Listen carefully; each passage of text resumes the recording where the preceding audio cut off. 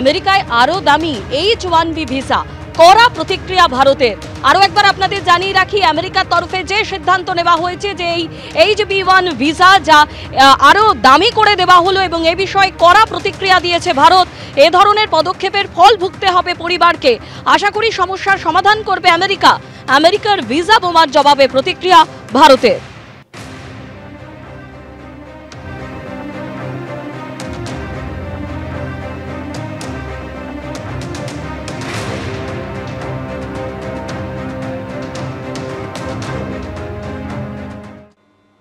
বেআইনি চাকরি দিতে চাপ দিয়েছিলেন মুকুল রায়, পার্থ চট্টোপাধ্যায়। চাপের জন্যই পদত্যাগ।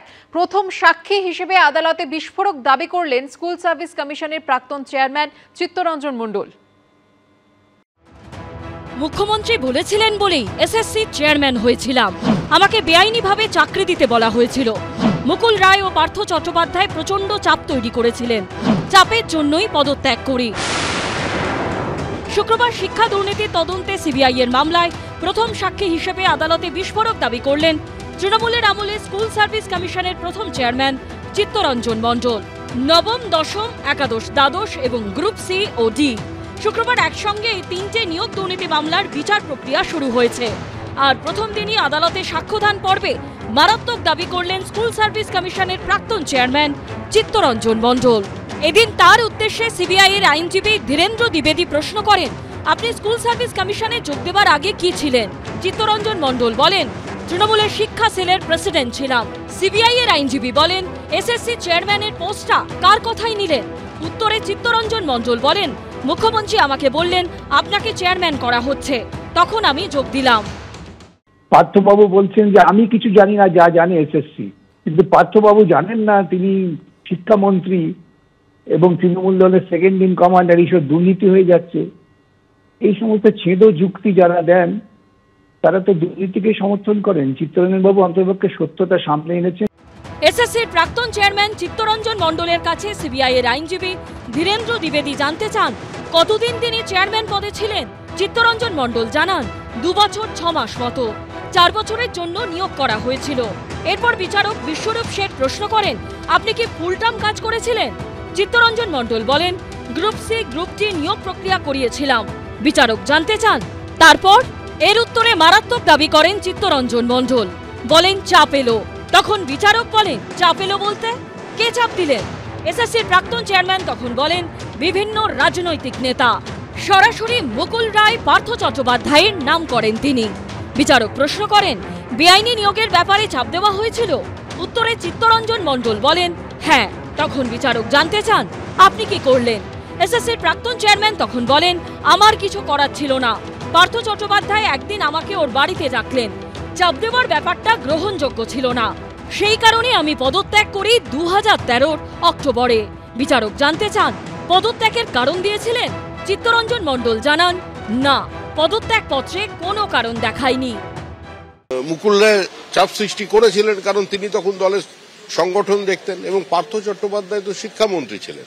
যেটা হয়েছিল সেটা যৌথ সিদ্ধান্তের ভিত্তিতে হয়েছিল, তৃণমূল কংগ্রেসের কর্মসূচিকে রূপায়িত করার জন্য হয়েছিল এবং আজকে প্রাক্তন চেয়ারম্যানের বক্তব্যে সেটাই উঠে এসেছে। এটা তদন্তের ব্যাপার, বিচারের বিষয়।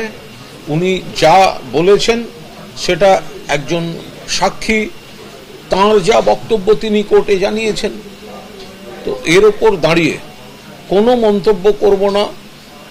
বিষয়টার সঙ্গে দলের কোনো সম্পর্ক নেই।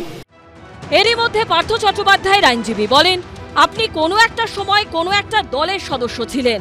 চিত্তরঞ্জন মণ্ডল বলেন, 2024-এ বিজেপির নির্বাচনী ইস্তেহার কমিটির সদস্য ছিলাম। পার্থ চট্টোপাধ্যায়ের আইনজীবী তখন প্রশ্ন করেন, বিজেপিতে কবে যোগ দিলেন? চিত্তরঞ্জন মণ্ডল উত্তর দেন, 2019। পার্থ চট্টোপাধ্যায়ের আইনজীবী তখন জানতে চান, 2022 সালে যখন সিবিআই দপ্তরে গিয়েছিলেন তখন বিজেপির সদস্য ছিলেন? উত্তরে হ্যাঁ বলেন চিত্তরঞ্জন মণ্ডল। তখন পার্থ চট্টোপাধ্যায়ের আইনজীবী বলেন, আপনি রাজনৈতিক উদ্দেশ্য প্রণোদিত হয়ে পার্থ চট্টোপাধ্যায়ের নামটা সিবিআই এর সামনে নিয়েছিলেন। চিত্তরঞ্জন মণ্ডল বলেন, একেবারেই নয়। পার্থ চট্টোপাধ্যায়ের আইনজীবী ফের বলেন, আপনি সিবিআই এর কথায় এবং একটা রাজনৈতিক দলের কথায় আদালতে মিথ্যে সাক্ষ্য দিলেন। কিন্তু এসএসসির প্রাক্তন চেয়ারম্যান চিত্তরঞ্জন মণ্ডল এই দাবি পুরোপুরি অস্বীকার করেন। প্রকাশ সিনহা, শিবাশিস মৌলিক ও উজ্জ্বল মুখোপাধ্যায়ের রিপোর্ট, এবিপি আনন্দ। আমি নৈতিকতা প্রতিষ্ঠা করার চেষ্টা করেছিলাম, আমার সঙ্গে খারাপ ব্যবহার করা হয়েছিল। পার্থ চট্টোপাধ্যায় নিজেকে দলের 2 নম্বর দাবি করতেন। আমি 1 নম্বরের কাছে যোগাযোগ করার চেষ্টা করেছিলাম, কিন্তু পারিনি। ঘণ্টাখানিক সঙ্গে সমান অনুষ্ঠানে এসে জানালেন স্কুল সার্ভিস কমিশনের প্রাক্তন চেয়ারম্যান ও শিক্ষা দুর্নীতির তদন্তে সিবিআইয়ের মামলার সাক্ষী চিত্তরঞ্জন মণ্ডল।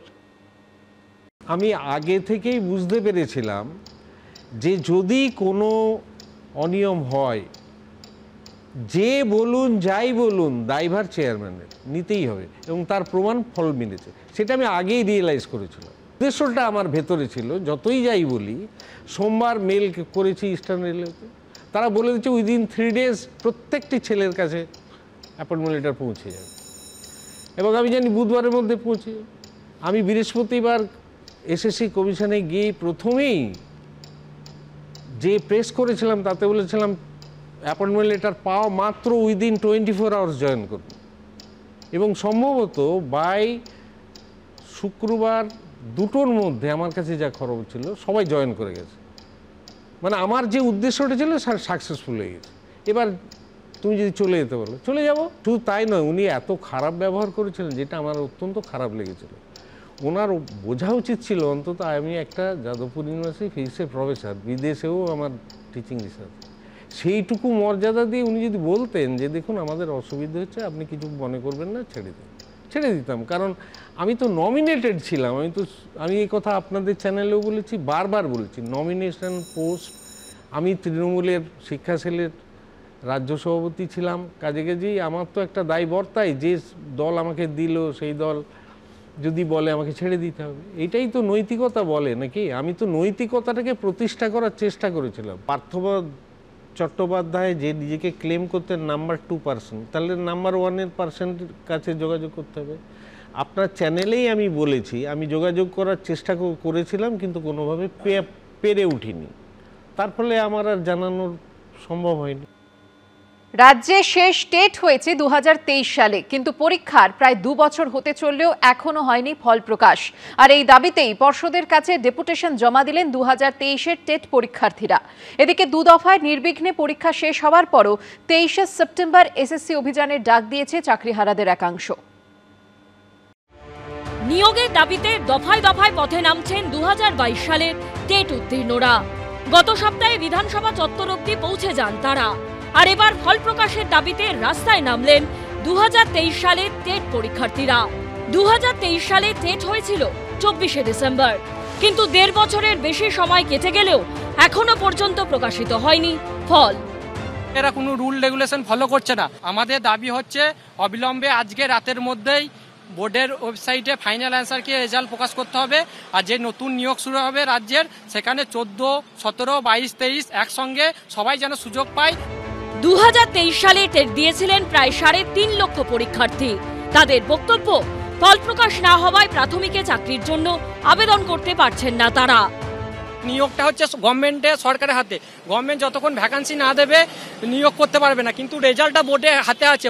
রেজাল্ট আজকে মনে করতে পারলেই বোর্ড প্রকাশ করতে পারে, কিন্তু ইচ্ছাকৃতভাবে আমাদেরকে বঞ্চনা করছে। কিন্তু কেন আজকে রয়েছে 2023-এর টেটের রেজাল্ট?